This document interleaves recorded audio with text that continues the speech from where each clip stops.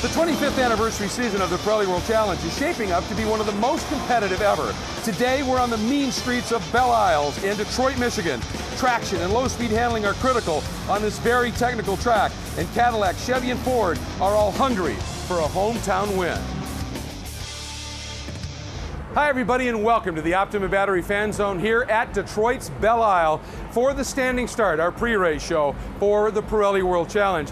We're about ready to get going with round number 6 of the Pirelli World Challenge Championships, the Cadillac V-Series Challenge at Belle Isle, presented by the Detroit Metro Cadillac dealers. Round 5 of the championship yesterday was an absolute brouhaha. Some fascinating racing.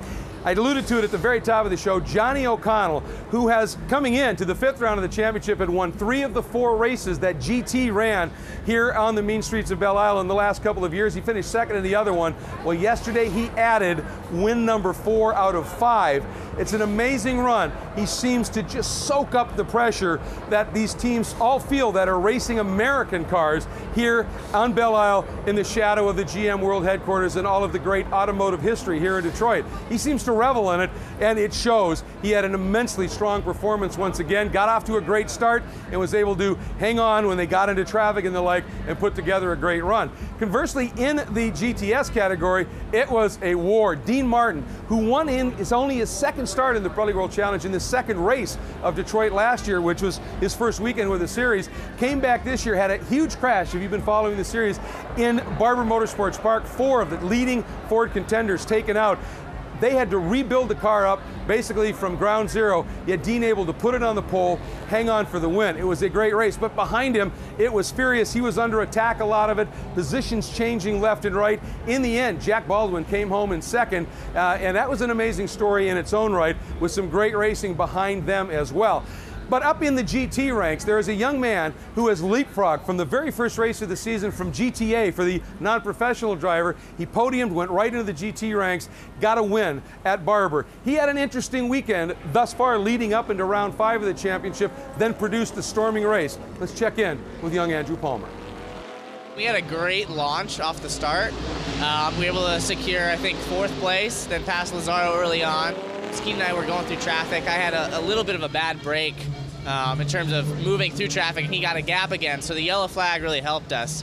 Then on the restart, he just gave me just enough room to get by and took him on a late braking move and made it through 1, and then it was just all about defending Lazaro. I mean, after the restart, there's a lot of oil and rubber buildup on the tires. And it's not good with the Audis in terms of the front wheel grip coming off a long caution period. So it was really hanging on, and we came away with the 2nd place, which is really, I think, the best we could have finished given how quick the Cadillac is here. You know, I mean, we saw today they're not invincible with Pilgrim breaking down. I think they're being a little conservative right now in terms of showing their speed. I think they have a little bit more left in the sack. So it's going to take some mistakes. But if they run all out and hit their marks, it's going to be really, really hard to do it. But we're up for the challenge. This is the first race that we've ever used Audi's new developed launch control. So that really, really helped. Before it was all just using the clutch and the gas, trying to feel that sweet spot. And too much wheel spin, you know, cost us on a lot of starts. So having a systematic way of going through and launching really helped us. And I think we gained almost 4 positions just off the start. So. Well, again, a couple of great stories that we've talked about in the 2 different classes. We're going to step away for just a minute here from the standing start, but when we come back, we have a very special guest for you, the winner of yesterday's GTS race from pole, Dean Martin. This is home. This is one he wants again. And welcome back to the Optima Battery Fan Zone here at Detroit's Belle Isle as we continue to move forward to round 6 of the Pirelli World Challenge Championships, the Cadillac V-Series Challenge here at Belle Isle, presented by the Detroit Metro Cadillac dealers. As we said, going into the break, we got a very special guest here. It's a guy who you might think is a bit of a ringer based on what he's done in only 2 appearances here at the raceway at Belle Isle, and not that many appearances in the Pirelli World Challenge. We're talking, of course, about Dean Martin. Dean, last year you showed up, the first time you ever ran World Challenge, first time you ran the series here at Belle Isle, doubleheader weekend, you win the 2nd one. It was an opportunistic move at the right moment with that wreck right at the end. This year you're running much more of a full season approach to the series, yet you come in here to Belle Isle after an immense wreck where 4 Fords were absolutely totaled at Barber. You guys did a thrash repair, basically took a show car and turned it into a race car almost and put it on pole. One amazing job by the team, yeah? Thank you. Yeah, absolutely. Yeah, my lead mechanic, Jesse Cox, is phenomenal. You know, he and I work together really well on that Mustang. And it pays off, you know. It seems like it's the thing to do is to bring a brand new car here to Detroit. It's always amazing, a good luck charm for us. Well, it's interesting too. Obviously, you know, you've done lots of racing in other series. You had that taste last year, certainly. But you know, what made you decide to spend a little bit more time with the Pirelli World Challenge this year? My sponsor, Gino Lucci and Picture Cars East, you know, he called me up and said, hey, you know, if you want to do the full season, I'll help support you. And at that point, I said, all right, let's go ahead and do it. So. We had actually intended to run the car in a different series and had to convert it between Homestead and St. Pete. We had 2 weeks to convert it to a World Challenge car, and managed to make it work. And had a good run at St. Pete until you know, we were out leading and the transmission failed on us. So, but it's been pretty good. But you know, we're looking forward to the rest of the year. Hopefully, we can stay out of trouble and keep the car clean. Now, in yesterday's race, we talked about you put it on pole. You came in, were able to convert that into a win in another frantic race, as we always see an awful lot going on with the two classes out there. What is it about this track that seems to suit you so well? You know, I'm not sure. It's one of those places. It's funny. Johnny O'Connell made the comment earlier. You know, he's talking about Sears Point when it used to be dangerous, and I think that's what it is. You know, I mean, I like tracks that are dangerous. I just ignore the fact that the walls are there, and you know, you can't be conservative when you're racing here in Detroit. You got to go after it. And the track really suits the Ford Mustang. The Boss 302 it's just a fantastic engine, and it really suits this track. And I seem to have a good rhythm for the place, and I just like it. And it's the hometown track, so you gotta do well here. I was going to say, Detroit, the spiritual home of the American automobile industry. So for anybody running a manufacturer that's based in this area, this one's special. Yeah. Well, you got to win it in a Mustang because it's sponsored by GM, right? So we gotta get a little. There's the old glove across the face right there. Can you back it up today? We're gonna try. We're gonna do our best. Friend. We're gonna let you run. We know you got to suit up and get ready to get in that car for that race. Absolutely great run once again. Thanks for joining us here on the Standing Start. Thank you very much. All right, Dean Martin, folks. Now, before we run though, we've got a special treat for you. Dean, you don't need this the way you've been running. You're good. But we've got the Cadillac Key Corners. You're gonna ride on board with the guy who has now won 5 of the last 6 races in GT here on the mean streets of Belle Isle. One Johnny O'Connell. Enjoy this. I am Johnny O'Connell with Cadillac Racing. This is the Detroit Grand Prix, and these are the Cadillac Key Corners. Turn 1, taken into 4th gear. Very fast corner, and it changes into turn 2. What's cool about it, there's this rise right here. Car gets a little bit loose, then it's up the gearbox. 5th gear, 6th gear, getting into top speed, and as we go into turn 3, this is one of our best overtaking areas. Move to the inside, it's easy to get by a guy. Down in the 2nd for turn 3, up into 4th gear. This next complex, 4, 5, great combinations. 4, the car understeers through here. We use a lot of road still. Maintaining 3rd gear. 5, difficult left-hander to get through. Use all the road again coming out. And then as we go into turn 6, 2nd gear corner. Accelerate hard out, 3rd gear. The back straightaway here in Detroit, very bumpy, and because it's moving on you left and then right, hard to get by a guy, but we get all the way up into 6th gear, and then a very challenging braking zone for turn 7. Hard right-hander, you bring it right up next to the curbing, use all the road coming out, then hard on the brakes into turn 8. A little bit of a bump down into 2nd gear, accelerating through turn 9. Long left-hander. Okay, corner keeps coming at you. Your car gets a little bit loose, then down into 2nd gear for turn 10. Explode out of that corner in 2nd gear. 3rd gear, 4th gear. Now on the trickier corners on the racetrack. 11. It's like a little bit of kink to the right here. You're getting close to your curve. Accelerate out into 4th gear. Turn 12. Try not to lift. Use all the road coming out. If you do it right, you'll be able to get into 6th gear before start finish. You look down at your dash and see a great lap time. And those were the Cadillac Key Corners from the Detroit Grand Prix. I know, those of you who are really sharp out there caught it. I'm already giving Johnny O'Connell more credit than this amazing talent deserves. He's now won 4 of 5, not 5 of 6. He's got to get that one if he wants that 5th one. He needs to do that in just a few minutes. That means we're going to wrap things up here on the Standing Start, our pre-race show for the Pirelli World Challenge. It is time for round 6 of the Pirelli World Challenge, the Cadillac V-Series Challenge here at Belle Isle, presented by the Detroit Metro Cadillac dealers. I'm off to the booth to join Jeremy Shaw. We're going to go green in just a minute. Don't go anywhere. Now we move into the GT division. These are all GT cars. We'll mention our subcategory GTA guys as well. Starting in the 9th row, he will be in the 18th overall starting spot in the number 95 Swisher Racing Global Motorsports Group Audi R8 Ultra, Bill Ziegler, one of our A drivers. Starting 17th is the number 44 GMG Racing Global Motorsports Group Audi Ultra. His teammate, another A driver, Brent Holden. Starting in the 16th spot, another of our A drivers in GT in the Dragon Speed Ferrari 458 Italia, number 10, Henrik Hedman. Had a great run yesterday, by the way, to 4th in the GTA category. Starting 15th in GT, another A driver in the Spectra United Steel Valspar Audi R8 Ultra. It's the number 32 of Brett Curtis, who was 2nd in GTA yesterday. A great run. All right, folks, it is time for us to make the announcement. Please start clearing the grid. All non-essential personnel, please clear the grid. The gentleman who won the GTA category yesterday with a great run into a 10th overall finish in GT in the glorious ACS Manufacturing Performance Speed Tech Dodge SRT Street and Race Technology Viper GT3R. The number 80, one of our rookies, Dan Knox. A great run indeed. Starting 13th overall, and a great run as well, one of our A drivers in the Black River Caviar Mercedes AMG SLS GT3. It is the number 54 of Tim Pappas. Starting in the 12th spot is the Ryder Engineering Blau Pharmaceutical Lamborghini Gallardo FL2 of Brazil's Marcelo Hahn, one of our A drivers. Starting in the 11th spot overall, the fastest driver during the race. He sits atop, if you will, the GTA grid. Best qualifying effort in GTA in the effort racing Porsche GT3R, the number 41 of Michael Mills. The top 10 are all straight up GT drivers. Starting 10th in the team effort racing Porsche will be the number 31 of Germany's Tim Bergmeister. Starting in the 9th spot in the R Ferry Motorsports Ferrari Lake Forest Ferrari 458 GT3 is Nick Mancuso from Chicago. Comes in here tied for 5th in the points. The gentleman, his teammate, will start 8th, is 2nd in the points, only 17 out of 1st in his R Ferry Motorsports Ferrari of Ontario Ferrari 458 GT3 Italia. Out of Atlanta, Georgia, it is Anthony Lazzaro, number 61.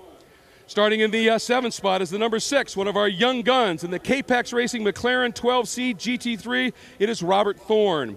Starting in the 6th spot, number 14, currently tied for 5th in the points, was a pole sitter here last year. Now in the Spider Thermal Club Global Motorsports Group Audi, James Safronis, number 14, starting 5th, will be number 9, Alex Figge in the Team K-Pax McLaren. A great run for him. He finished 5th yesterday, by the way. Finishing 4th yesterday, starting 4th today. In the Hawk Performance Audi R8 Ultra, it is Mike Skeen, starting 3rd. A great story we'll talk more about. The number 21 of the young gun for Global Motorsports Group, Andrew Palmer. Phenomenal job. And your front row, Andy Pilgrim, will be starting 2nd in the Cadillac Racing CTS VR number 8. And on the pole, going for his 5th win in 6 races. He has won 4 of the last 5 over the previous 2 years and yesterday's event. The remarkable driver of the Cadillac CTS VR from Cadillac Racing, number 3, one Johnny O'Connell. Ladies and gentlemen, it is time. It is the Cadillac CTSV Challenge presented by the Detroit Metro. Cadillac dealers, it is time for me to turn it over to Jim Verplat, Global Marketing Manager for Cadillac, to set this field on its way once again.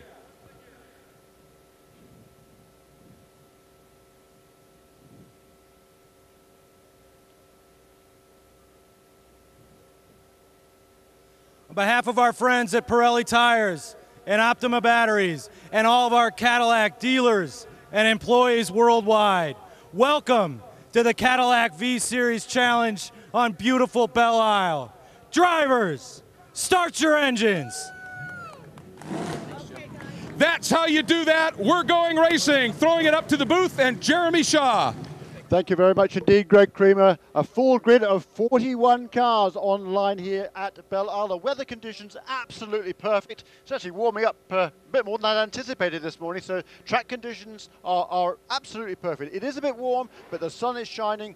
Blue skies, greenery around the racetrack. Is a fabulous setting here on Belle Isle, just a couple of miles away from the Renaissance Center, the home of GM and Cadillac in Detroit, Michigan, Motor City. And what a grid we've got lined up for you here. There's 8 different manufacturers in the GT category from all over the world, and the GTS category is just as extensive as well. 6 different manufacturers there. 4 of them have already won races this season. This is the 6th round of the Pirelli World Challenge. the 25th season of this ever-evolving and growing championship that brings you some of the best sports car racing in North America, if not the world. It certainly expanded this year with the adoption of the FIA specification GT3 cars that race literally all around the world, and that has brought, I think, a new dimension to this championship, as well as a host of competitors from all over the globe. We've got drivers from Europe, from South America, and many of the top drivers in North America as well. This is going to be another classic race. Yesterday was a thriller. The Cadillac of Johnny O'Connell, as Greg Creamer was saying, was very much the class of the field yesterday. He also set the fastest lap of the race, and it is those laps that were set yesterday during the race by each of the competitors that sets the grid for this morning's round. Johnny O'Connell, therefore, will start on the pole position. He'll have his teammate alongside him. Yesterday, Andy Pilgrim was beaten away on the first lap by Mike Skeen, and Johnny O'Connell took full advantage, and he just checked out at the beginning of the race, was able to manage that gap as the race progressed, and come away with a fine victory here. As Greg was saying, this is 4th win in 5 starts here on the streets of Belle Isle.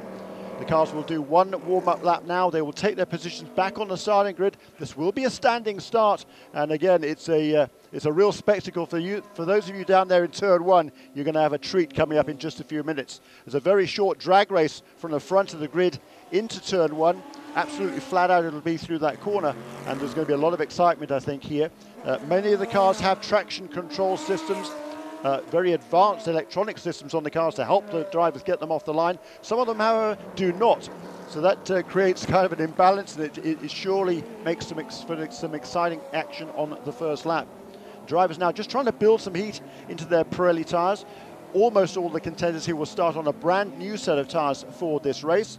So they've got to make sure they get enough heat into the tyres now on this warm-up lap, and then use that try and get them up to their optimum working temperature, so when the race gets underway, they will be able to use the ultimate performance right away. And certainly the tyres are at their very, very best, at their ultimate performance for the first 3 or 4 laps in particular, and after that, the drivers really have to manage their cars. These are big, heavy cars, and the tyres take a real beating around here. The Pirellis work extraordinarily well, but they certainly get a workout on this very demanding racetrack.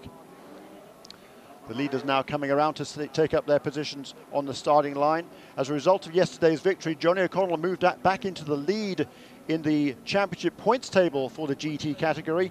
He leads Anthony Lazzaro now by a mere 11 points coming into this weekend. Anthony Lazzaro finished yesterday in 3rd place. But the differential between 1st and 2nd place in terms of points is huge. 152 points for Johnny O'Connell yesterday, just 95 for finishing in 3rd place for Anthony Lazzaro. So we'll see some big shuffles in the race today as well, I am sure. In the GTS category, the win yesterday for Dean Martin vaulted him all the way from outside the top 20 into 9th place in the points, but the points table is led by the veteran driver, Jack Baldwin. Finished 2nd yesterday. He took over the lead in the points overall from the Kia drivers. Mark Wilkins now in 2nd place. Nick Johnson, his teammate, in 3rd place. Those top 3 contenders separated by just 13 points. This is going to be, we've got the rear end of the field just about lining up now in the GTS class. There's 41 cars on this grid. It is action-packed. Greg Creamer has sprinted back to the front of the field and is here to take us through the starting lineup. Oh, I didn't want to miss this, man. This is just unbelievable. We're getting reports now from Race Control officially. The grid is set. There is the board. There is the board for the grid board. And what that means is now we will have another sign. You can see just where that gal is getting off track, folks who are joining us here on the web and watching on the big screens. There will be another sign displayed. It means, there it is, 5 seconds. So within 5 seconds now, we will be racing. We have a set of lights that go on. When they go off, we go racing. The revs are up. Watch for it. Round 6, the Cadillac V-Series Challenge, about to begin. The 6th round of the championship. We're green! Again, the great launch by the Cadillacs. Good start by Palmer, Jeremy down, trying to get to the inside of Andy Pilgrim. And we've got a problem with stall for the number 34 Natural Gears Aston Martin. But it looks as though everybody was able to skate through. It continues to be a Cadillac 1-2. Palmer right there in that blue and white Audi with the red highlights. But a great launch by Mike Skeen. Indeed, Mike Skinner, he felt aggrieved yesterday at the start. We've seen Nick Mancuso running wide at turn 3 and losing a couple of places to the McLarens. His teammate also alongside there, Anthony Lazaro and Nick Mancuso side by side through turn 4, heading up for turn 5 on the inside of the line. It was Nick Mancuso, but it is Anthony Lazaro, the more experienced driver, who slots into that position as they head up to turn 6. Yeah, he was, Mancuso, he thought he saw an optimistic attempt there to drive right around the outside, suddenly saw the wall come up on him Yeah. at a great rate of speed, had to check up big time and dip the brake, but we are underway, and boy, I'm telling you, this is going to be a fantastic race again. 50 minutes, folks, 50 minutes of racing, and the two Cadillacs doing what they wanted to do yesterday, get out front, stay out front. But you remember, Mike Sneed got a march on Andy Pilgrim yesterday, that allowed O'Connell to get a bit of a break. Doesn't look like that's going to happen today, so this could be a bit closer, at least in the early going.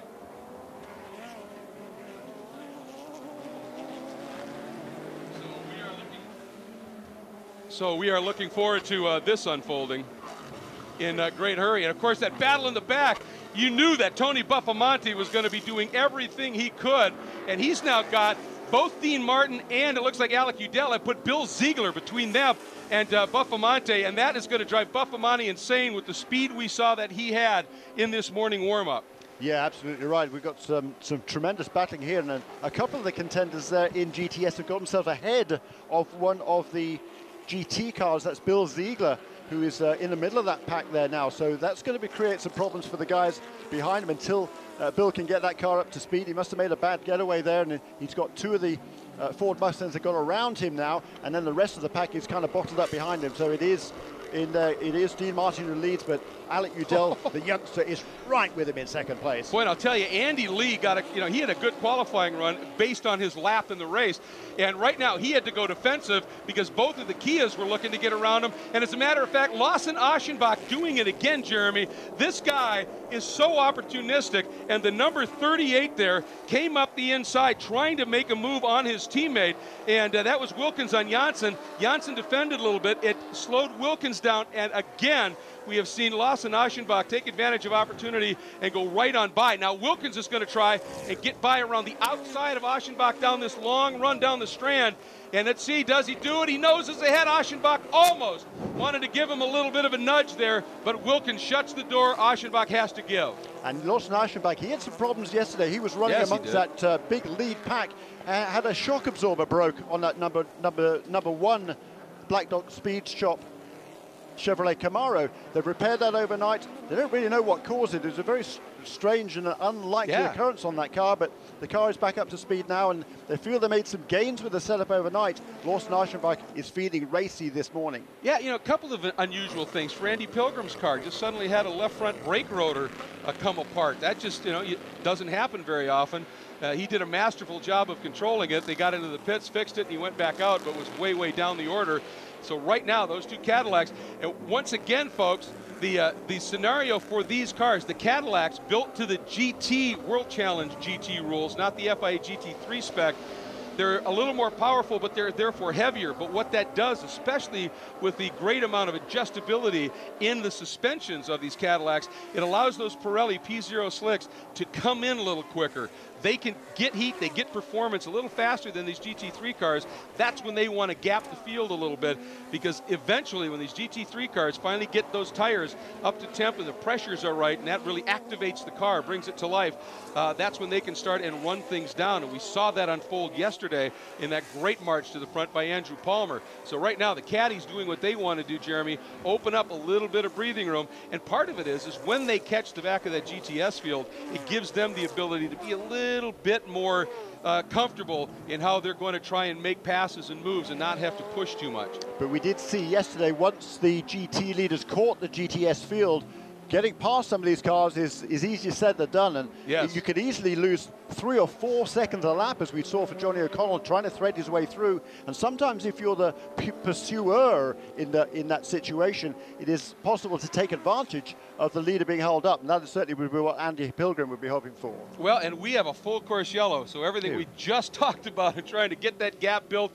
make some room, has gone for naught at this point, as I don't know why we have not seen yet, folks, apparently it's something down in the turn 2 area, but we have not seen exactly what has happened yet. I see a debris flag being displayed the upper right corner underneath the bow tie. If you're watching online or on the big screens, you see that yellow flag with the red stripes, and then there's a waving yellow in front of it. That flag with the stripes means a change in the surface, technically something in debris, fluid, something. But now the field is under control of the pace car. Our Optima Battery's best standing start here, it was the number 14 of James Sofronis in the Spider Thermal Club Global Motorsports Group Audi R8 Ultra, as he got the best standing start. That's a positions advance from the green to coming around, completing the first lap. So congratulations to Mr. Sofronis, doing a nice job right now. So again, we're still waiting. I have not heard anything definitively from race control, and we have not seen anything visually, Jeremy, as to what may have caused this caution. We haven't. So whether there be some debris on the track, we saw a glimpse from the camera there of turn 2. Didn't seem to be anything untoward in that area of the racetrack, but clearly there's something amiss somewhere around, and that is why the yellow has been shown. So the safety car is out there, the Cadillac safety car, and so 3 Cadillacs now there, so therefore at the front of the field. Then 3 Audis, then a couple of McLarens, followed by a couple of Ferraris, and then a couple of Porsches as well. So they're all kind of in. There it is. That's Jack Roush Jr., I believe. No, that's Jeff Reeves, folks. Heavy contact, car number 40. One of our rookies here, a former Navy SEAL, and is coming along very nicely, part of that Best IT program in that Shadowworks Camaro, but he's gotten pretty firmly into the barriers there. And now we've got some of the EV crews on site. Always great response.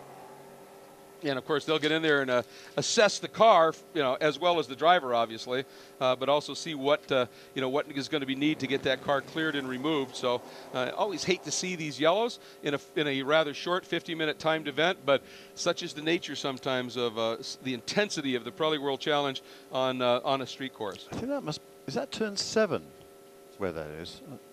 Hard to say. I think it must be turn 7, but certainly a heavy impact there for that number 40 car. There's a lot of damage to the rear end of it, and we haven't seen the driver jumping out, but it doesn't seem to be too much urgency amongst the safety team there. Yeah. Well, for the driver, the smart thing sometimes is to stay put until that field is under control, obviously. So it sounds like they have called immediately now for a rollback, or a tilt bed, if you will, to get that car up and removed. And the field just very carefully, as they should, trundling through that section of track. As it went, obviously, we have O'Connell, Pilgrim, the 2 Cadillacs up front, Palmer in the Audi 3rd, Skeen in the Hawk Performance Audi 4th, and Sofronis with that great start now up into 5th. Anthony Lazzaro and Nick Mancuso, who were so quick and effective yesterday, sitting in 8th and 9th right now. And then moving back into the GTS, Dean Martin doing what he did yesterday, starting from pole, hanging on to the lead. But Alec Udell kind of got buried a little bit yesterday at the start, with a couple of other guys getting a little bit better start. Not today. Udell right there in second, and he and Martin, by virtue of putting Bill Ziegler between them and Tony Buffamani, it opened up a little bit of room, and they wanted to turn this into a mano-a-mano battle, but obviously this yellow will take that away, and which brings Tony Buffamani right back into this. With that lap he turned this morning, in the warm-up, that would have been a pole record for the race yesterday. If he could stay close, this should be spectacular. Okay, and that is on the exit of turn 2. You're absolutely right, of course. The view we got before, the inside wall there, which is way off the racing line, was obscured by some of the catch fencing there. So clearly it would appear that Mr. Reeves lost the control of the car. You could see from that shot there was some big black rubber marks on the outside, leading off the racing line and going in the wrong direction. And it would appear he lost control coming off turn 2. There's a kind of a hump there where the cars go light over a sort of a bridge, over one of the little waterways here. And it's very easy to lose control of that part of the racetrack. We've seen many people do it in the past, and it caught out Jeff Reeves there, and he backed the car across the road and heavily into the wall. So a great shame for those guys. They've got a lot of work to do to get that car repaired again for next time. We won't be racing again today, but the cleanup hopefully shouldn't be too long, and we'll get back to action here. But it's interesting, certainly, isn't it, as it was yesterday, the Cadillacs just get on their game right away. The cars are clearly working extremely well, and those 2 very experienced veteran drivers at the wheel of those 2 cars, Johnny O'Connell and Andy Pilgrim, making full use of their car's effectiveness right away on cold tires. Yeah, getting a look at exactly what you were talking about there in the big screens, and he backed it in pretty substantially. And if you've ever been to a driving school, you've heard the phrase TTO, trailing throttle oversteer, and that may have been exactly what it was. You feel it starting to go, and instead of doing what you need to do is maybe actually give it a little gas, try and get some weight back. You lift for just a second, goes light on the back, and around it goes. And, you know, getting back to what you were talking about with the Cadillacs being so good, so fast in the GT3 cars, Anthony Lazzaro put it beautifully during St. Pete, we were talking to him, and he said it just takes these cars a little longer to wake up, was how he put it. And that's really it. It is, you know, the tires were sort of barely up to full temperature at that stage, just on lap 2 of the race. So, you know, the car oversteered a little bit coming over that little crest there. He corrected the car, then it bit again, and in the immortal words of Richard Petty, the king of NASCAR stock car racing, he got a little bit behind on his steering. Exactly. And the back end got around, and he crossed the road, and again, that heavy impact. So great shame for Jeff Reeves. He's a rookie at this level and making his way in the series, and you know, picking up experience, but certainly that's not the sort of experience he wants to draw from this morning. Exactly. One of my first driving schools way too long ago, we don't even want to talk about that, but somebody in the school asked one of the instructors, he said, so I've heard these terms before, what's the difference between understeer and oversteer? Or push and loose, and the instructor said, well, the difference is with understeer you see what you're going to hit, and that's basically, you know, that car got loose and backed it in. That's what happens very often here. Oversteer, the back end of the wall hits the car, back end of the car hits the wall first. Exactly. And understeer, the front end of the car hits the wall first. Yes, there are definitely different ways of looking at that thing, but that situation, unfortunately, the same outcome. You're going to hit the wall. Yeah, that's the bad news. Just past 12 minutes elapsed, so there's still plenty of time. If they can get that car removed fairly quickly, we can get back and still have a good solid chunk of racing to unfold here in this 6th round of the championship. And was interesting, you know, you take a look at where things were in the points coming in, Jeremy, and then after yesterday's race, Johnny O'Connell with that absolutely flawless performance, pole, and there are points awarded for pole, and then all the points for the win, leading every lap, leading the most laps. There are all these little bonus points. It propelled him up into the point lead by 17 over the guy who sits in second, Anthony Lazzaro, who right now is quite a bit down the order in the 8th spot. And so now Anthony Lazzaro has his work cut out for him. And the whole scenario is the next round in the championship that we go to is going to be at another look at it here. You know, I think you're right, because you could see Reeves' car, suddenly it just did this wiggle right as it came over that rise. And it just gave that wiggle, so I think it got light, it pushed, then he lifted, and the back end came around, didn't it? Yeah, it looks like exactly that's what happened. It's certainly a shame for him, and it's broken up this race a little bit, but yeah, we're going to see what happens here at the restart. The tyres, of course, by the time they'd done 3 racing laps before the caution came out, so they got those tyres pretty much up to racing temperatures, but now, of course, running under yellow, they cool off very, very rapidly. Let's have another look at here at the standing start. Yeah, watch the white number 34 in the bottom right of your screen. That's a saying, and he's the one who you just see that it moved, and then it stalled. To get into gear. Boy, and everybody packed up behind him there. They're very closely, tightly packed on the grid there, and if somebody does stall it, that's what happens. You know, it's.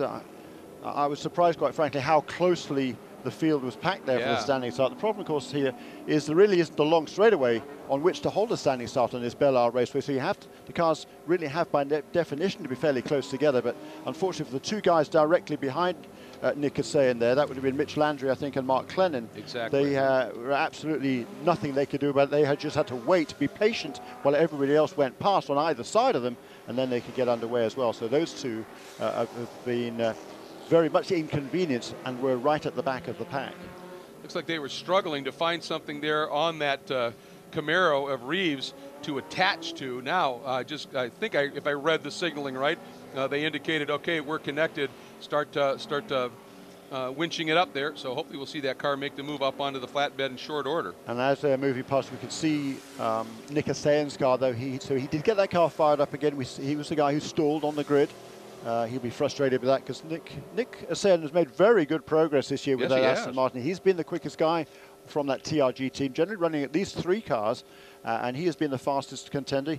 He started today in the 11th position, and he was saw him yesterday after the race, and he was confident of making more improvements today. Steve Cameron, the veteran New Zealander, very accomplished former driver himself, he is the chief engineer on that team, and they were making steady strides with the car. They think that in terms of the balance of performance and the overall equality of the cars in GTS class, they may be a little bit down on performance compared to some of the other marques, but the drivers, each of them except for Nick Kassayan, don't have a lot of experience. Nick is certainly by far the most experienced driver in that team, but his experience is beneficial, and they are improving those cars and gradually working their way toward the front where they need to be. Well, the interesting thing too is, saying that car, they were having all kinds of problems at the start of the season because these cars in this series are derived from stock showroom cars, and in the ECU units there are all these little codes that are buried for when something goes wrong to a certain point. It says if this happens, it puts the car into what's called limp mode, that just shuts it down except for just enough power to basically limp it off a freeway and into a safe spot. And these little codes were triggering for some reason on Nick's car. The others weren't suffering from it so much, and so he had some very frustrating runs through it all. And again, this is that experience showing, isn't it? Is he just stayed on the game plan here, and after now 5 rounds coming in here to the 6th round, he's in the top 10 in points, after moving to a brand new team and program. That says a lot about his ability. Looks like we've got the number 40 Shadow Works Camaro from the Best IT Racing team up on the back of the rollback. Hopefully we'll be able to clear things very quickly. And at this point, we would still have, we're just about 17 minutes in, so plenty of racing yet to unfold. And I think we're starting to see a bit more urgency now from the field, starting to scrub those tires up, get them clean, get them warm. They're anticipating a restart pretty soon. Yes, and I think we're all anticipating that. We can't wait for it. In actual fact, there is a quick look at Andy Lee in car number 20. Jeff's teammate, actually. Jeff's teammate, yes, the teammate of the guy who crashed there in turn 2. And Andy Lee, he'd made a good start. He was running in the 4th position, which is exactly where he started. What was surprising this time at the standing start actually is how much the order didn't change. Because just about everybody, apart from Nick Kassayan, got away pretty cleanly, and they, with very few exceptions, maintained their grid order all the way through those first few laps of the race. Another reason might be the Cadillacs were up front. Because when, like at Barber, when they were 7th and 8th, things changed a lot by the time they even got to the first turn with that amazing launch control that those guys have. Today, they just let it rip right from the front, and it played out. So, all right, we've got the car. It's on the rollback, and it should be able to fairly quickly just get to one of those exit points. Race control urging on all of the EV crews and our Cadillac safety team to get that track clear. We want to give these guys as much time to race as possible. We might get a restart this time if they can get that cleared up that fast. I think they might. I'd certainly hope so. The lights are certainly on there, though. It's a restart this time by. The word coming from race control. The lights will be turned off. I think they were just turned off there as they came through turn 8, so that'll give all the crews will be on the radio from the pit lane to their drivers saying we're going to go green this time by. And yeah, you can see the lights are now off on that Cadillac safety car, so that will be pulling in now, and then we'll be back to green flag racing. Out of turn 11, that run down along the Detroit River, heading into that very tricky turns 12 and 13, almost a double apex right-hander, not one whit of runoff over there. If you get it wrong, it's a big hit. Alex Figge found that out last year when he was running the Volvo. This year he's running the McLaren. Well, you don't want to do that. Pace car is in. We are looking forward to the restart. Johnny O'Connell and Andy Pilgrim, the 2 thundering Cadillac CTS VRs, bringing the field up, but tucked in behind, very close, is Andrew Palmer, Mike Skeen, James Safronis, Alex Figge. Here comes the cue. O'Connell waiting for the flag, bringing him up nice and slow, wants to use the torque of that V8. We're green! And O'Connell leads him up. Skeen trying to get down underneath Palmer. That black and red Hawk Performance Audi couldn't quite get it done as they head down into turn 1. And Andrew Palmer there at 3rd place, he blocked the inside line to make sure there was no way that Mike Skeen could force his way through on the inside line. Now this is what happened in reverse positions yesterday at the restart. It was Mike Skeen who was taken advantage of by Andrew Palmer at that turn 1 at the restart. This time though, no way for Mike Skeen to redress the balance. Oh, and a nice restart there, an absolutely great restart by Mark Wilkins, who got around down to the inside into turn one of Andy Lee, and he has picked up a spot. And for Buffamani, Lee, Wilkins, they are still going to be absolutely frustrated because of the fact that Ziegler was not able to get around Martin and Udell again, and so Buffamani trapped behind. And he's losing a little bit of ground again as O'Connell drawn away. Yeah, I think Lawson Eichenbach was in that mix as well, Yes. in the GTS battle as well, and Chevrolet Camaro trying to go around the outside. He was at turn 3, but you're right, it's still the Cadillac, particularly Johnny O'Connell, has pulled out a little bit of a margin over Andy Pilgrim on that first lap, and the two Audis of Andrew Palmer and Mike Skeen right there on his rear wheel, and those two McLarens, and then the two Ferraris behind them, still in the same order they were at the restart. Yeah, and I tell you, we have watched Lazaro. He has not always been the fastest car out there in terms of speed, but his racecraft is superb, and he always finds a way to get to the front. He is hunting right now. Been a change in GTA. Marcello Hahn in that Lamborghini Gallardo. He's moved himself up ahead of Michael Mills, who I think lost a couple of positions at that restart. Yeah, Marcello, very quick, had an incident yesterday that took him out, but he won one of the reigns, the second race at Barber. All right, Lazaro showing the nose to Palmer down into turn one. Could not quite make that move, or this Thorne, excuse me. That would have been for 7th. Couldn't quite get it done. Now we're going to go back, see what's unfolding in the GTS battle. There is that white picture cars East Mustang of your leader. That is Dean Martin. Behind him, 18-year-old Alec Udell, then the GTS car of Ziegler, then Buffamani, then the red and white Kia of Wilkins, then that number 1 Black Dog Speed Shop Camaro. Oh, and Andy Lee, a problem after such a good start. 2-0, that is Andy Lee. He is at a crawl. Something has gone awry for that Crown 7 Best IT machine. That's a great shame for Andy Lee. He was in the points table. He was running 4th coming in here.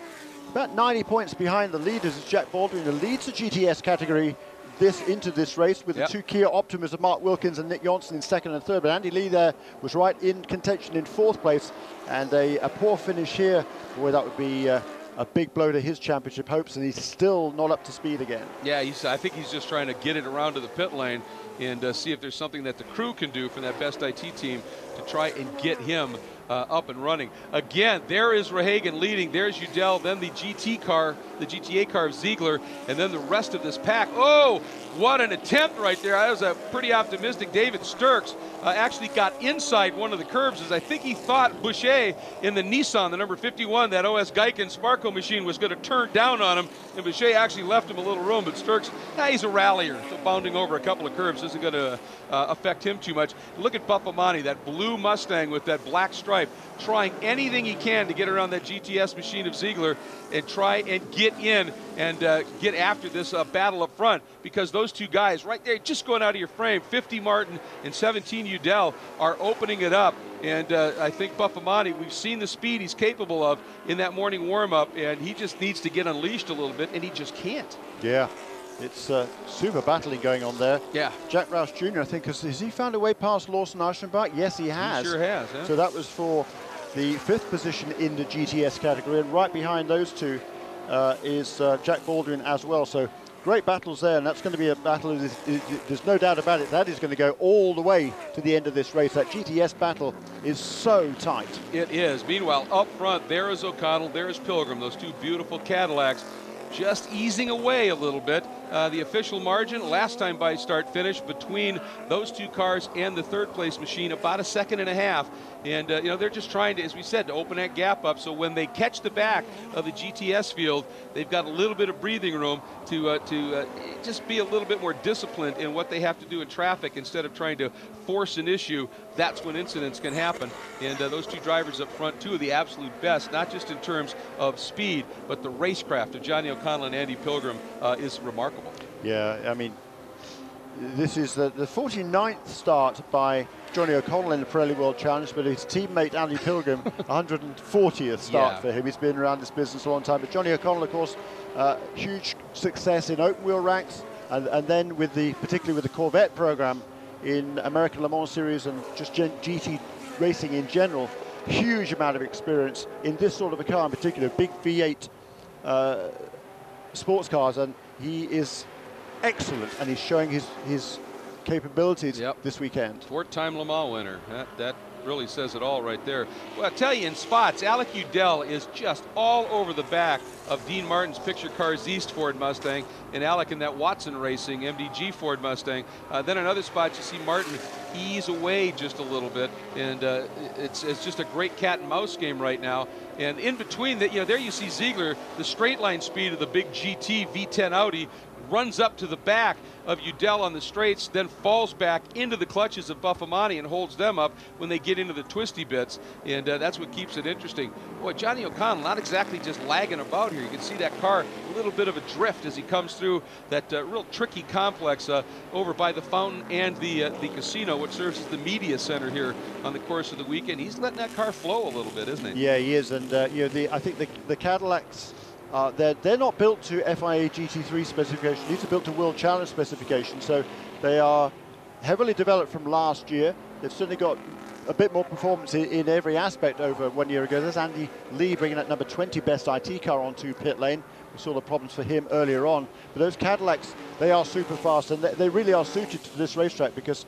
they got oodles of power. They put the power down really, really well. They're very efficient motor cars, and the drivers know what they're doing. So that's no surprise they're front of the field, and they are pulling away. And Anthony Lazzaro got a great run out of turn 2, makes the move, or does he? Down into 3 on young Robert Thorne in the number 6 McLaren. He does. So Anthony Lazzaro now has picked off Thorne. He is now up into 7th, and boy, did he get an awesome run through turn number 2, and it gave him the run, tucked right in behind, got a little bit of a toe off the back of Thorne's McLaren, popped out at the last second. Absolutely classic deep braking move, and Lazzaro moves up toward the front. Getting back to what you were talking about with the Cadillacs, they run so well early, but what happens if it stays green? Again, because of the power, they carry more weight. Then they start, they will overheat those Pirelli P0 slicks. They're great tires, but if you push them and push them and push them, especially with a heavy car, they'll start to get a little bit hot, they'll lose a little bit of effectiveness, and that's when these GT3 spec cars can start to close it up a little bit. And every once in a while, Johnny O'Connell says, we don't mind a yellow, because it lets us cool those tires and get back into it. He said, it can help us. He said, but if we can get out front and open up a margin, we just rather leave it in our hands, and that's what they're doing right now. Yes, this isn't Formula One, is it? But we've got McLaren and Ferrari there, locked in battle. Yeah. 2 cars from each of the teams there in that battle for 6th, 7th, 8th, and 9th places. Not too far behind them. We've still got that battle going on in the GTA class. It's still Marcello Hahn who leads, but last time around, Michael Mills, who one assumes must have made a mistake soon after the restart, as he did yesterday in actual fact, has repassed Tim Pappas in that Mercedes-Benz. So it's now Marcello Hahn 11th overall, leading in that GTA category, and Michael Mills right behind, not too far behind him, and then right behind him is Tim Pappas. And here's the story in GTS. There's the 50, the white car of Martin. Ooh. And here comes, or he's trying it, the number 16 of Mancuso, trying to get down underneath the McLaren of Thorne. He couldn't do it there. Now he's going to stick his nose in on the other side. They almost touch. And Thorne just driving his line, and Mancuso saying, well, all right, that's not going to work. But in front of the two of them, as they come out of turn 7 and start the blast down the strand, again, Anthony Lazzaro has got himself tucked right under the wing now of Alex Figge. Figge way to the right side wall to protect, not wanting to give any room to Lazzaro to try and make a move. And Lazzaro said, all right, well, that's a good defense. I've got to just back off. And race control now radioing all the corners and all the teams and saying, all right, the GT leaders are coming up to the back of the GTS group, and as we've said it before, that's when this turns from a race into a war. And that's exactly what we're seeing play out here right now. And Buffamani is under huge pressure right now from the 38 of Mark Wilkins, as it looks like Nick Janssen has had a problem and has dropped off the map just a little bit. And Wilkins is hounding Buffamani, and that's because they, of course, are getting caught up behind. And oh, good run here, Palmer and Skeen. Yeah, just fighting their way past Buzz McCall. They're going to turn 1. Buzz McCall in the number 72 Motul StopTech Reset MD Porsche Cayman S, and slow through turn 1, but they just about managed to pick their way through, and that has allowed James Safronas to move in there. So the 3 Audis very close together. Anthony Lazzaro once again, this time moving past the other of the McLarens into turn 3 to take over in 6th place. Yeah, getting around Alex Figge, and that was close. Figge defended, and Lazzaro came up. I think Lazzaro sort of drifted right next to him and said, it's a little close, bud. Give me some room.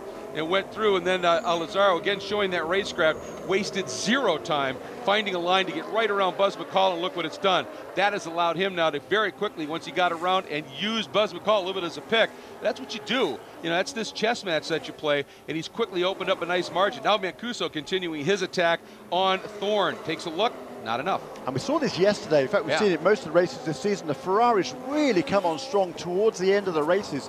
The drivers, I think, looking after their tyres in the early parts of the race, and then by the latter stages, their tyres are really good shape and able to push on hard. Certainly, we saw that yesterday. Anthony Lazaro flew in the closing stages of the race to move up into the 3rd position, and perhaps we'll see that now. He's up into 6th now, so he's got a little bit of a deficit to make up before he can catch up to the trio of Audis in front of him. By the way, just past the halfway mark, we have a correction on the Optima Battery's best standing start. A clarification came in. It was actually in GTS. It was the 51 of Rick Bichet getting the Optima Battery's best standing start. Nice job for Rick, and he's really, that team has found some stuff this year, and they're really they still have some development problems. They're developing these Nissans and GTS pretty much on their own, but they've really turned a corner, I think, in having a great run. So enjoying watching that. But Lazaro, and it seems to a degree, Jeremy, that Lazaro's setup on that car is even a little bit more in toward the end of a longer run. He really likes that car.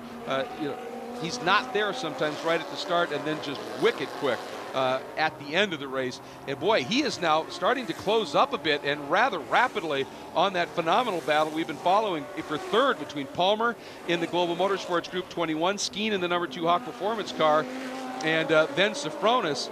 And right there is Lazaro. So he is starting to, he has turned the wick up just a little bit.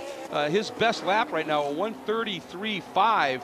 And the thing is for him is he's turning 33.5s and 6 regularly, and is quickly closing up. Lazaro, well, I'll tell you, he is an immensely experienced, talented driver, and this is his 1st season in the Pirelli World Challenge, and this series is lucky to have him. He's pretty special.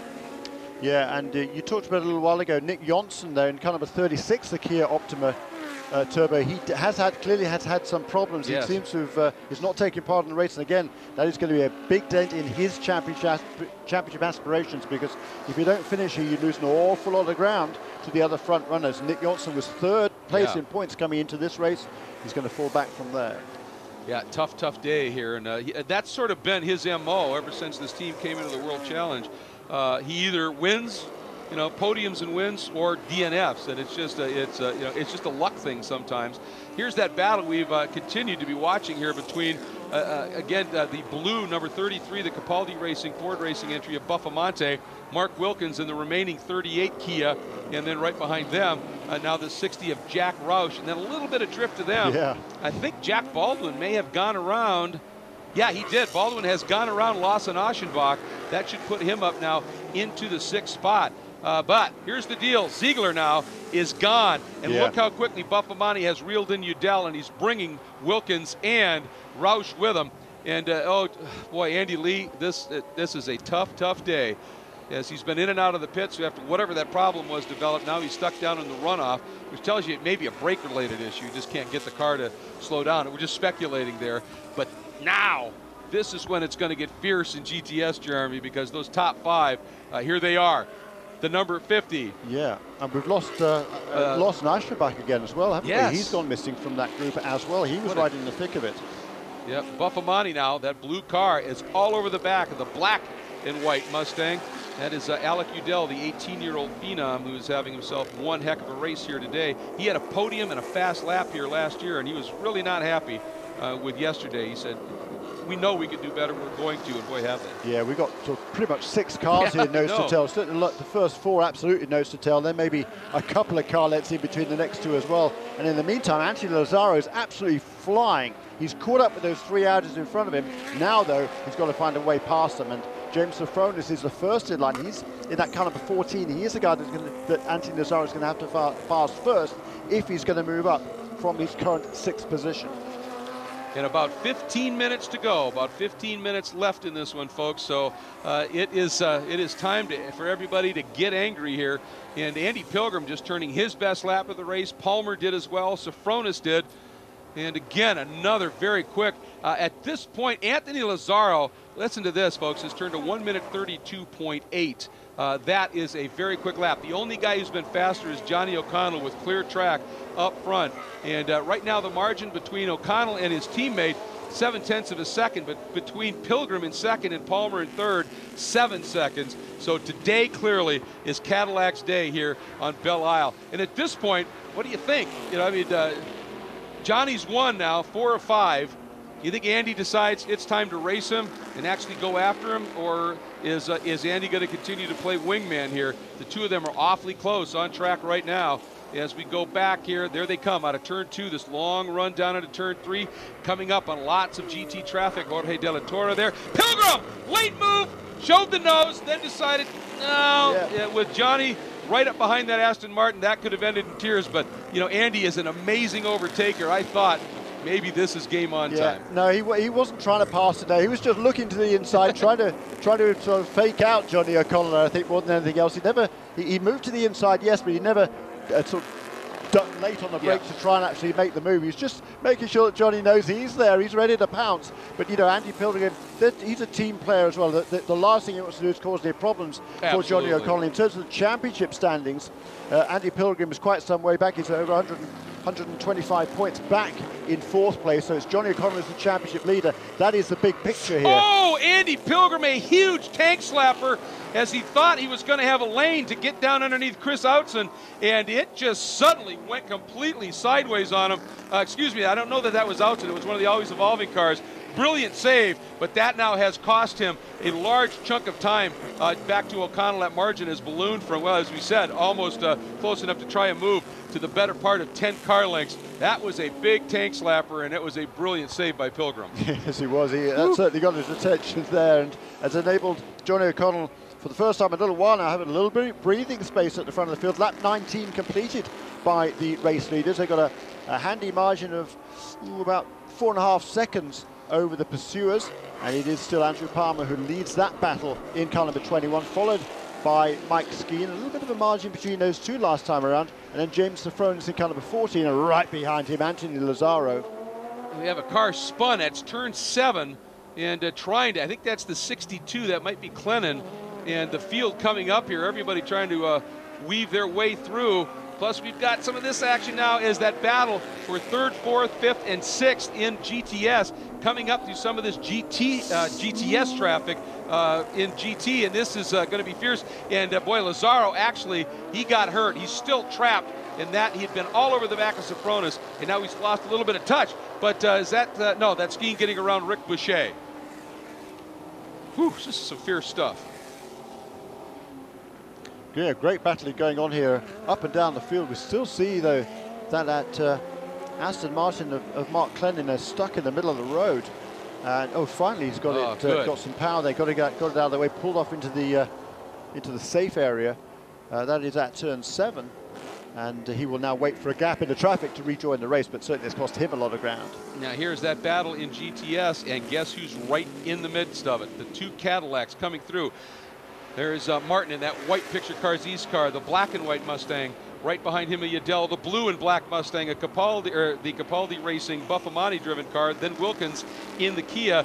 And now Jack Roush is going to get a little bit trapped out and lose some touch. That's going to bring Baldwin right up on the back of Roush at this stage as those caddies are working their way through. And that would be a battle, obviously, for the 5th spot. That's going to shape up now between Baldwin and Roush, the two Jacks in the field here.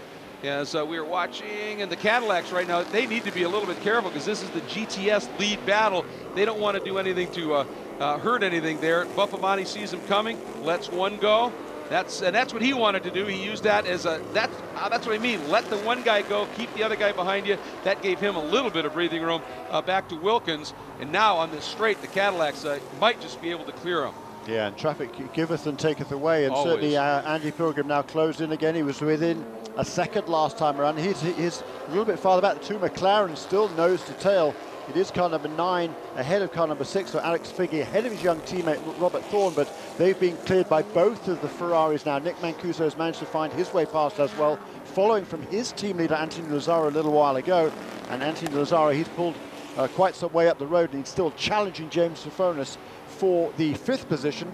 Connor was 14 and 61, but Lazzaro not yet able to make that move. Here is this battle for the lead in GTS. 10 minutes to go, and Udell, they must have heard that on the radio. He must have said, all right, it's go time. I've got to do something here, because even after the Cadillacs worked their way through, got Buffamani back a little bit, he's quickly reeling these two guys in again. And coming up on him now is Andrew Palmer. So he wants to get around Martin if he can before the rest of this GT field mounts its attack. There are the two Cadillacs out front overall in GT. Here comes Martin. There's Udell. Here comes Palmer. As Martin's defending on Udell, Palmer is going to try and get around the outside. Then he gets in between those two. Buffamani is going to try and ride the outside, try and do something with Udell. He can't do it. Udell now has Skeen in the blackout inside, and Buffamani on the outside shoulder of Udell, almost a touch. And let's see, does Sophonis try and knife down underneath? He can't. But right behind him, of course, you've got Lazzaro trying to get by the Kia of Wilkins. Boy, this is just frantic. That's a real traffic jam at turn 6. And James Sophonis now really having to defend from Anthony Lazzaro as they get on the main strand straight away there. Sort of straight away. He got bends from first to the right and then to the left going in to turn 7. But Anthony Lazzaro all over the back end of James Sophonis. And finally, does he make that move at turn 7? Yes, he does. He slices through. And again, now you can see with that move, now you've got those two. Uh-oh, we've got Jack Rouse Jr. has found the barriers. And that is going to bring out a full course caution. That is turn 7 as well, isn't it? There's a bit of debris down there. Yep, that is. There's a whole bunch of debris. All the cars trying to fight their way through. There go the GTA leaders there through that debris field as a result of the incident. Oh no, Alex Udell as well. That's at turn 12. Udell involved, or is this a separate incident? Separate incident. Yes, indeed, it is. Different part of the racetrack. All right, so Udell able to reverse out and drive away. He's probably pretty wounded, perhaps. But, oh, my goodness, unbelievable what's unfolding here. And there's Roush. Yeah, he's going nowhere. That car, the left front corner, comprehensively crumpled. And we're getting the call from race control. Safety car, stand up. So now's where, obviously, you can see Mancuso trying to get through. It is not called for the full course yellow yet. Now it comes. Full course caution. Oh boy, with 8 minutes remaining. This is tough. You hate to see this happen, and we don't know. We were sitting there watching Roush's car up against the barriers, and then something apparently happened with Udell at a different part of the track. Now, on the upside for everybody chasing those two Cadillacs, if we do go back to green, suddenly Palmer, Skeen, Lazzaro, and Lazzaro has been awfully quick. We'll be right there. On the other hand, those Cadillacs get to cool those tires off, and we've talked about that. But I'm not sure how quickly this is going to be able to get cleaned up. No, we've got, what, 7.5 minutes to go in the race. And that car is heavily parked against the barriers there in turn 7. So it's going to take a bit of extracting to get that car out of the way. And there's quite a bit of debris around there as well, as we saw earlier on. We saw several cars running over it. And we've got to hope that they don't pick up any punctures as a result of that. So at this time, it is O'Connell and Pilgrim and the two Cadillacs out front. The 21 Global Motorsports Group Audi of Andrew Palmer in 3rd. The Hawk Performance Audi of Mike Skeen, number 2 and 4th. Anthony Lazzaro in the R. Ferry Motorsports Ferrari in the 5th spot, number 61. Then it's James Sophonis, Nick Mancuso, Alex Figge, Robert Thorne, and Tim Bergmeister in the Porsche completing the top 10. Marcello Hahn now sits in the 11th spot overall, the leader essentially in the GTA category. And looking to see if we're going to find out what happened here. There's a look at Udell. Oh, and he was there and just got a little tap. And I don't know whether, it was tough to tell, Jeremy, whether it was Udell turning in and touched or if the Audi floated out a little bit, but just enough of a touch. It changed the direction for Udell. He was already right at that limit on the barriers, and they just caught him. Yeah, that's a great shame for young Alec Udell. It was a great drive he was putting on there. Absolutely. That car had been heavily damaged at Barbas Motorsports Park a few weeks ago. They've done a super job to repair it, and they had problems here in the first practice session. Here it is again, and a late move down the inside there by, well, no, it's a perfectly legitimate move down the inside, and I have to say Alec Udell just kind of misjudged it a little bit, just turned it a little bit too soon. I guess he thought the Audi was going to be quicker through the corner than it was, and he got to a point where he kind of had to turn into the corner and just glanced off the left rear corner of the Audi. and that was enough to cannon him off into the outside wall there. So a heavy impact once again for Alec Udell. That's a great shame, because he's been really putting the pressure on yesterday's race winner, Dean Martin. I have not yet seen a replay, hopefully we'll see it, of what may have happened with Jack Roush Jr. While we're waiting for that, again, just to fill things in quickly, Marcello Hahn leading in GTA, 10th overall over Mike Mills, who's 11th overall in the Porsche, 12th overall again. Boy, another podium for Dan Knox and the Viper on the cards. That's fantastic. We're going to step away on the web at world-challengetv.com for just a second. We will be right back, hopefully with a little bit of green flag racing to the finish here at Belle Isle. And we're welcoming back our audience on our global feed at world-challengetv.com. Continuing under caution here at Belle Isle. So sad to see this potentially finish under caution. But let's set the stage. I wanted to make mention here for everybody on the web as well. In 5th spot in GTS is Rick Boucher and that OS Geiken Sparco SFR Nissan. What an amazing day for that team. They have been really developing this Nissan GTS platform on their own for a while, and they've turned a couple of corners this year in terms of performance. Still have had the odd reliability issue, but boy, have they put on a drive today. And David Sturks, the rally specialist from Brussels, Belgium, sitting in the 6th spot in the always evolving Autotopia Mustang, up into 6th. Great run for them as well. Very much so. That would certainly be the best result for that team this season. The best positions they've had so far is a couple of 8th place finishes, so that would be a strong run for them. And as you say, also Rick Boucher, who's looking for a top 5 finish, and he would be delighted with that. It's a relatively small team. They're working hard to do the best they can with that Nissan 370Z. They don't have any factory support there, so they are working as hard as they possibly can. And his best finishes prior to this weekend was a couple of 7th places, so potentially a career best result there. Absolutely. For Rick Boucher. Looking forward to such a great group too. Just absolutely hardworking, fun-loving, but very committed, and that's what makes it special. There's so many things, coulda, woulda, shouldas here with this caution. If we don't get going again, and there's no way we're going to. I just don't see that happening. But boy, if Anthony Lazzaro would have been able to continue that charge, would have been absolutely exceptional. And what was coming in GTS, that was going to be just insane as well. It was, and we could see that Alex Figge didn't get going at all there. He's stopped out there on the racetrack at turn 7 as well, so it looks like his race is over. He'd been running in the 8th position, so he's given that up. He's taken over by his teammate Robert Thorne. So that was a shame for Jim Huey's team there, K-Pax Racing.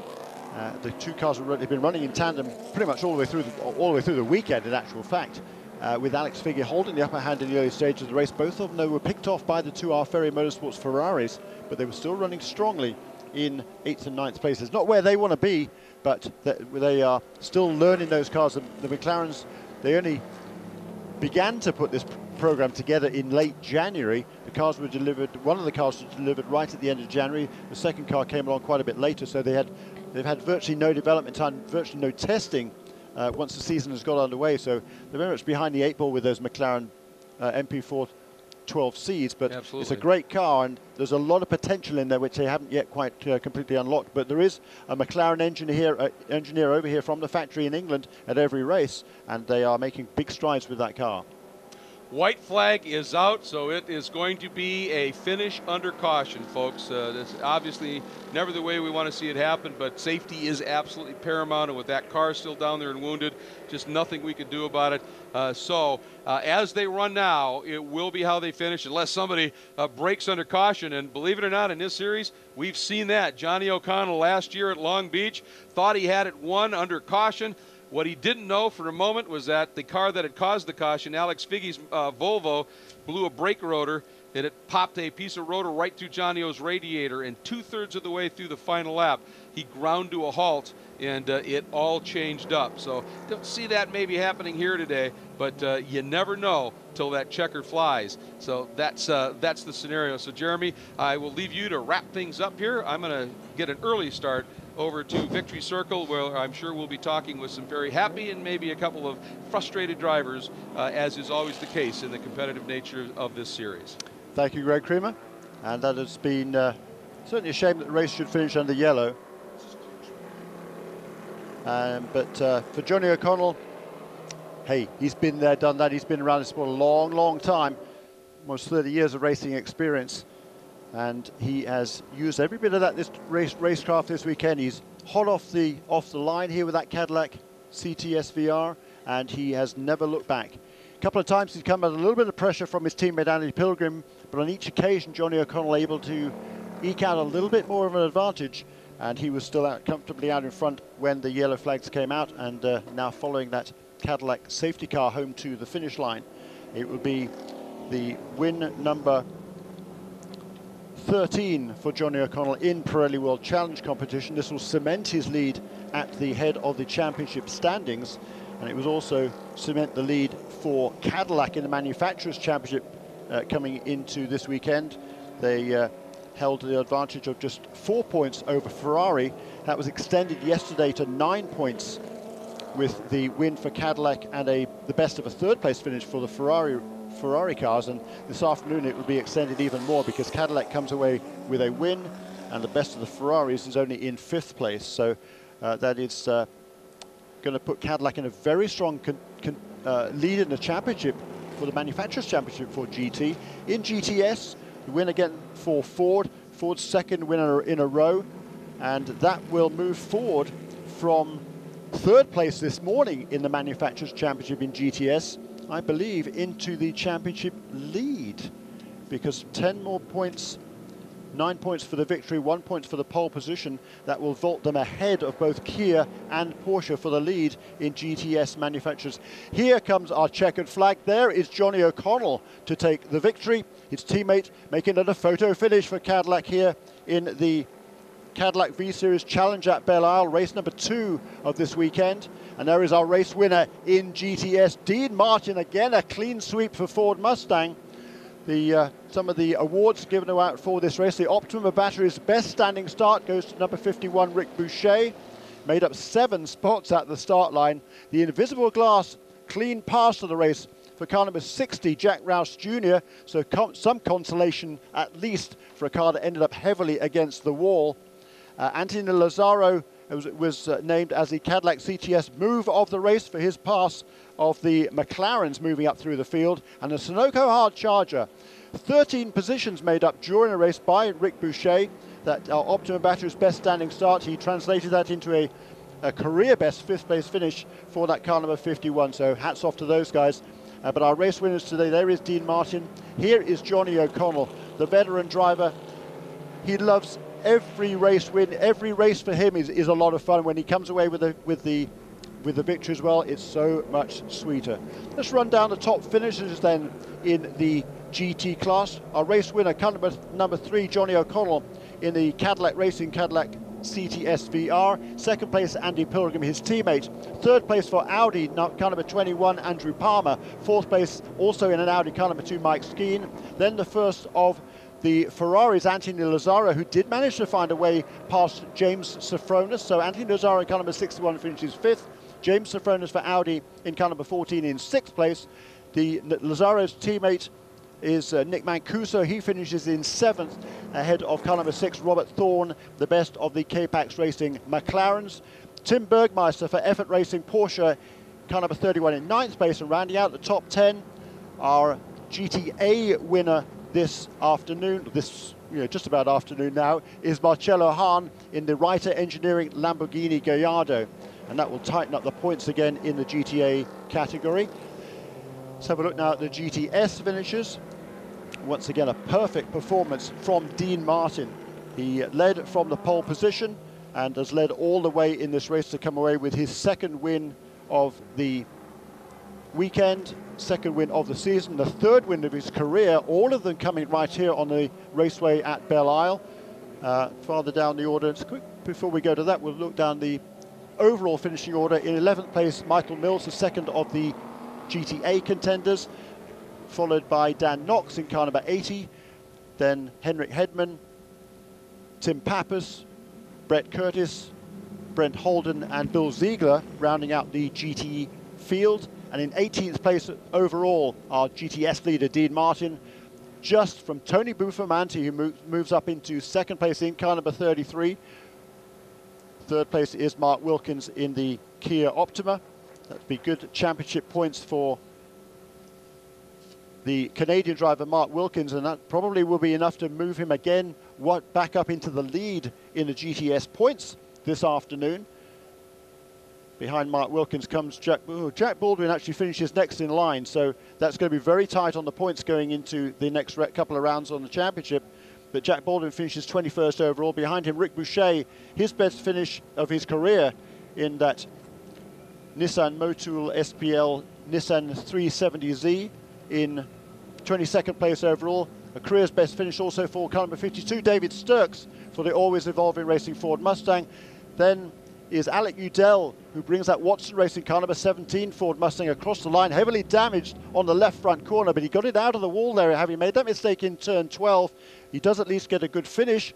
And Drew Reggett's there in the best of the Aston Martins, car number 02.